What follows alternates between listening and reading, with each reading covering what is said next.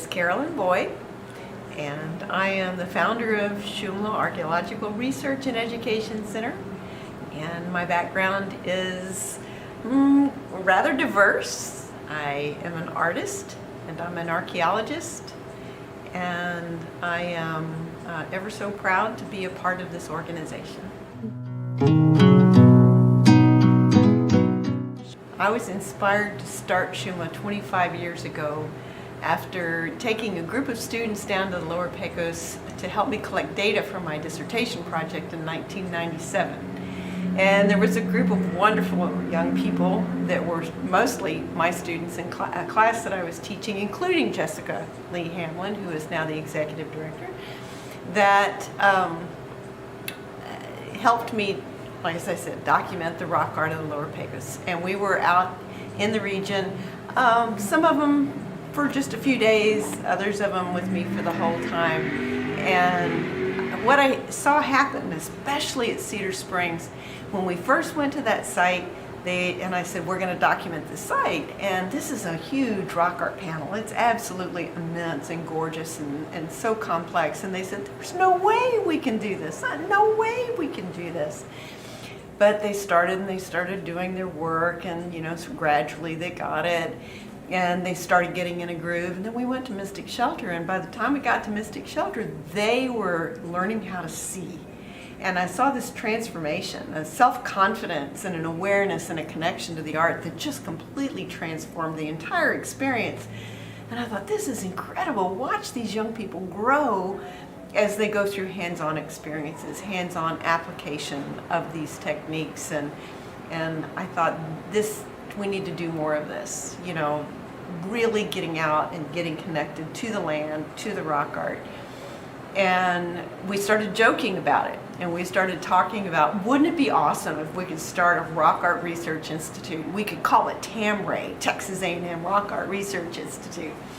And everybody was, yeah, we were going to have Humvees, and we were going to do all this incredible stuff. And we made up this incredible idea of this Rock Art Research Institute. And mostly it was just for fun.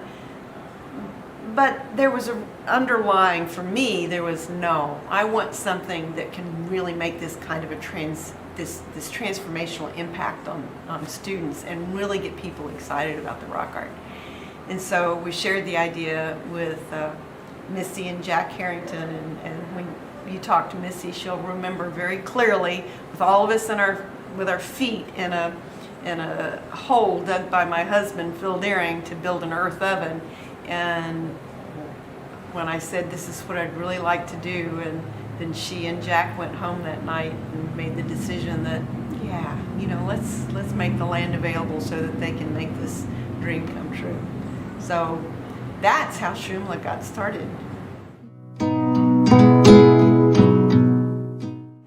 It's interesting. I would say that today is probably the proudest moment, because I've looked around and seen so many fantastic employees of Shumla, such incredible staff. We've been gifted with so many remarkable experiences. We have just learned so much, and it has not been one individual. It has been a collective.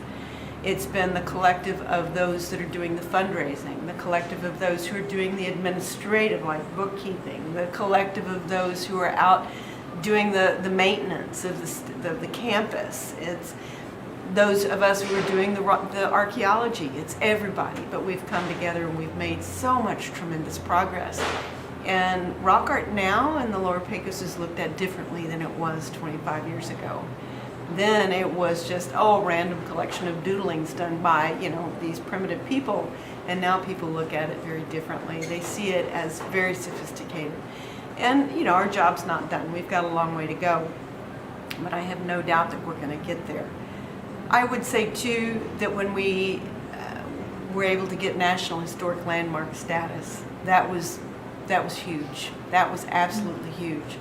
But we cannot stop there.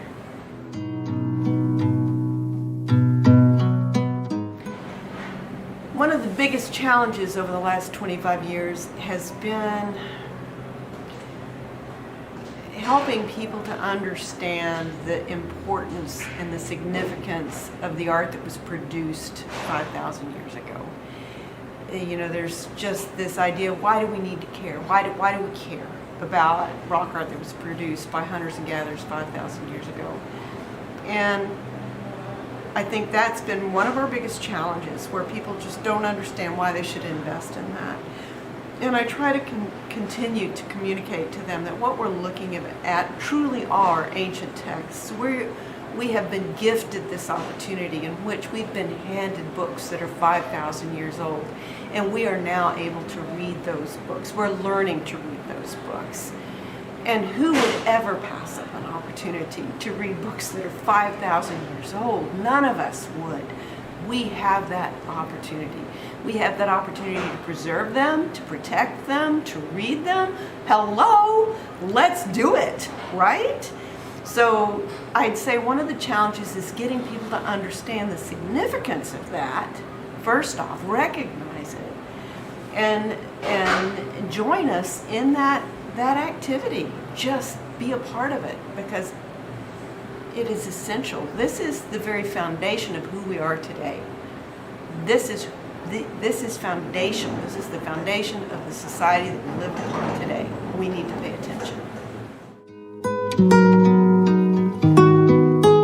You know, it's funny you should ask, because today I actually gave that a lot of thought. And the problem is the list is a little bit long. Number one, World Heritage status.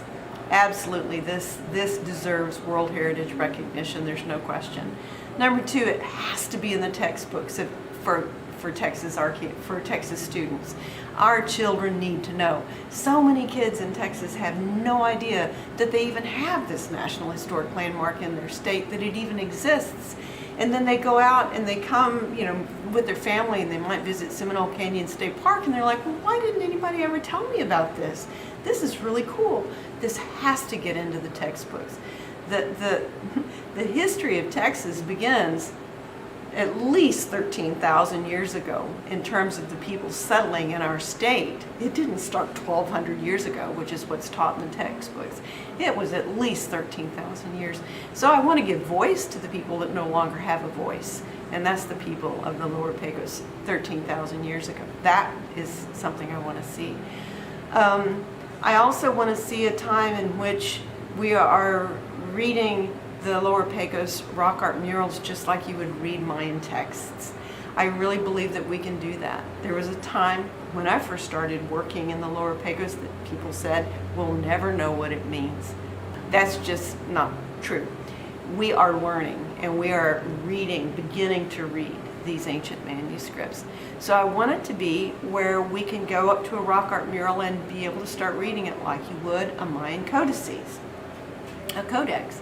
That would be one thing I would like to see. I want people to recognize the Lower Pecos. When you talk about Lascaux or Chauvet or the famous sites around the world, the Paleolithic sites, I want the Lower Pecos mentioned in that same sentence, that people recognize it with that level of appreciation and recognition of this heritage, this invaluable heritage that we have. I want to see a time when the financial struggle's not there. Mm-hmm. I'd like to see the support that we need to carry out this work. I see a staff that works tirelessly, and they give of themselves way above and beyond the call of duty, because they care so much for the mission. And there's not a single person on this staff that doesn't give of their heart as much as they do of anything else. And I would love to see a time when the financial resources were available for us to accomplish the dreams that we've got that are set before us. Mm-hmm. I just would really like to see that time.